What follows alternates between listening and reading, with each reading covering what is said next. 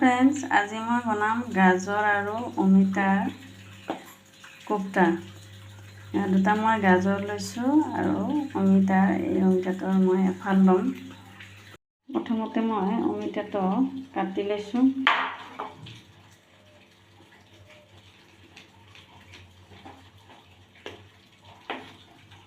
ইয়াৰে মাজেৰে মই দুফাল কৰি ল'ম।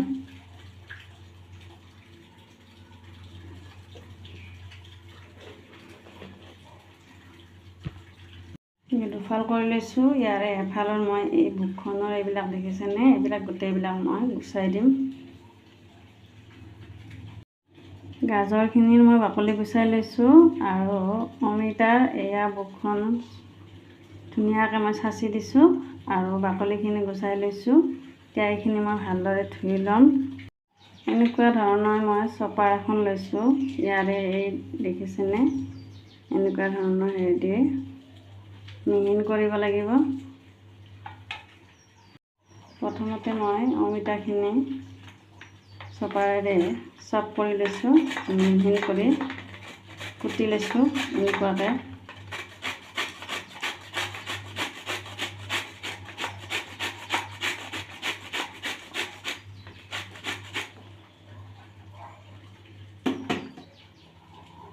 দেখিছেনে, এনেকুৱাকৈ মিহিন কৰি ল'ব লাগিব।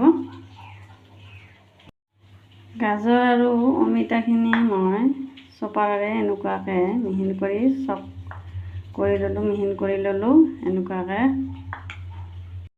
এই অমিতাখিনি মই এতিয়া কুকাৰত এটা চিটি মাৰিবলৈ দিম, সিজিবলৈ দিম। অমিতাখিনি এটা চিটি দি লৈছোঁ, এনেকুৱা হৈছে। ইয়াৰে মই যিখিনি ৰস থাকে অমিতাৰ সেইখিনি মই উলিয়াই দিম।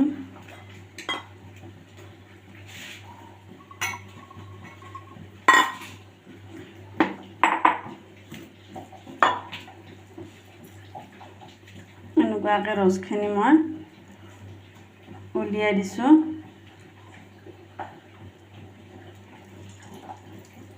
ৰসখিনি থাকিলে মানে বহুত পানী থাকিলে বেয়া হয়।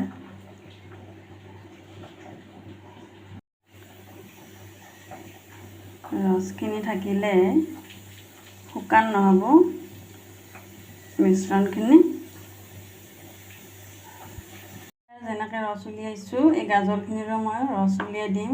গাজৰখিনি কিন্তু সিজাই লোৱা নাই, কিন্তু তথাপিও ইয়াৰে ৰস থাকে। দেখিছেনে, এনেকুৱাকৈ গাজৰৰ ৰসখিনিও উলিয়াই দিছোঁ। অমিতা গাজৰৰ মিশ্ৰণখিনিত এতিয়া মই মছলা দিম। দিছোঁ মই ইমানখিনিয়ে, লাগিলে বাৰু পিছত দিব পাৰিম। ধনিয়া গুড়ি দিছোঁ 1 চামুচ, আধা চামুচ গৰম মছলা, হালধি আধা চামুচ, নিমখ মই এইখিনিয়ে লৈছোঁ, লাগিলে দিম পিছত। আদা এটুকুৰা এনেকুৱাকৈ মিহিনকৈ কাটি লৈছোঁ মই। ইয়াত ডাঙৰ ইলাচীৰ ভিতৰৰ গুটিখিনি মই বীজখিনি এনেকুৱাকৈ অলপ উৰালত মিহিনকৈ থেতালি লৈছোঁ। আৰু কেঁচা জলকীয়া মই 2টা লৈছোঁ আৰু পিঁয়াজ ডাঙৰ চাইজৰ এটা এনেকুৱাকৈ মিহিনকৈ কাটি লৈছোঁ।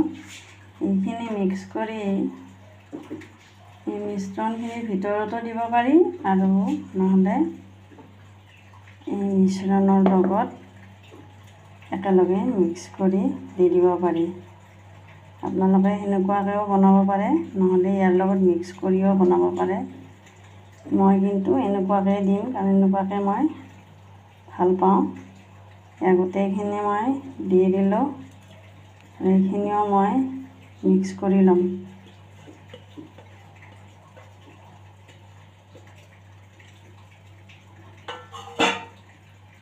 এইখিনি এতিয়া মই ভালদৰে মিক্স কৰি সানি ল'ম।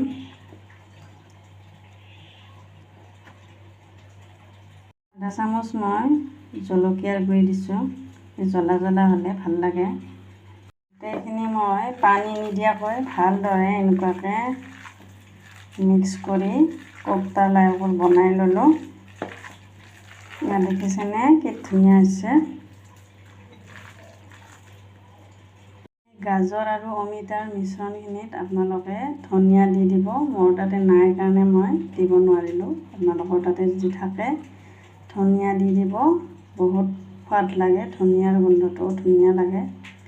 আৰু এনেকুৱা ধৰণৰ কোপ্তা বা বৰাত ভাল লাগে, বহুত ভাল লাগে।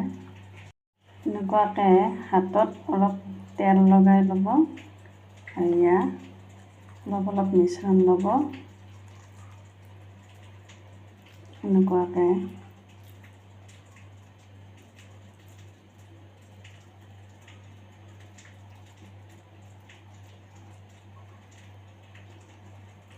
গোলা বনাই যাব। এনেকুৱা ধৰণে মই লাডু বনাই ল'লোঁ। লাডু বনাই লৈছোঁ 15টা। আপোনালোকৰ যদি মানুহ বেছি হয় তেতিয়াহ'লে বেছিকৈ ল'ব। আমাৰ মানুহ যিহেতু কম অলপ, সেই হিচাপে লৈছোঁ। এতিয়া এইকেইটা মই ফ্ৰাই কৰিম। কোপ্তাখিনি ফ্ৰাই কৰাৰ কাৰণে এনেকুৱা ধৰণৰ মই কেৰাহী এখন লৈছোঁ। ইয়াতে মই তেল দিছোঁ। তেল বহুত বেছিও নালাগে। খিনি গৰম হোৱাৰ পিছত আমি এতিয়া কোপ্তা এটা এটাকৈ দি দিম।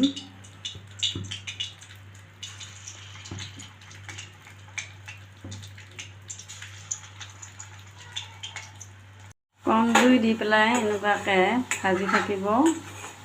বেছি জুই দিলে কি হ'ব, ভিতৰৰ ফালে নহ'ব, ওপৰত জ্বলি আহিব। সেইকাৰণে কম জুইতে ভাজি এনেকুৱাকৈ ৰঙা হ'বলৈ দিব। দেখাতো ভাল লাগে আৰু খাবলৈও সোৱাদ লাগে। এনেকুৱা ধৰণে আপোনালোকে বনাই খাব। মই বহুত কেইবাৰ বনাই খালোঁ। বহুত সোৱাদ লাগে এই কোপ্তাটো ভাতৰ লগত বা ৰুটি পুৰিৰ লগতো ভাল লাগে খাই। আৰু এই কোপ্তাটোত অমিতাটো খুব ভালেই স্বাস্থ্যৰ কাৰণে, গাজৰটো খুব ভাল। ল'ৰা ছোৱালীকো এনেকুৱাকৈ বনাই দিব। ভাজি থাকোঁতে ইমান ধুনীয়া চেণ্ট ওলাইছে নহয়, মোৰ মুখৰ পৰা পানী ওলাব ধৰিছে।